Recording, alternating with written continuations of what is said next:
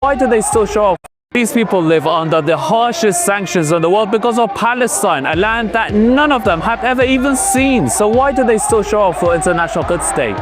Let's find someone who can answer that. اومدیم که دین نمود رو به این انقلاب و به مقاومت ادا کنیم. مشکلات داخلی ما اصلا ربطی به این مسئله فلسطین نداره. ما ایرانی از قدیمش ظلم ستیز بودیم. در کنار ملت فلسطین و محور مقاومت ایستادیم. ما تا آخرین قطره خونمون وایسادیم. ما زنده ایم به کوری چشم آمریکا و اسرائیل. ما برای بچه‌های غزه و لبنان اومدیم. حمایت از بچه‌های فلسطین. ما مسلمان‌ها کنار همدیگه هستیم، جلوی ظلم نیست. برای رضای خدا. عشق به کشورم. عشق به کشورم.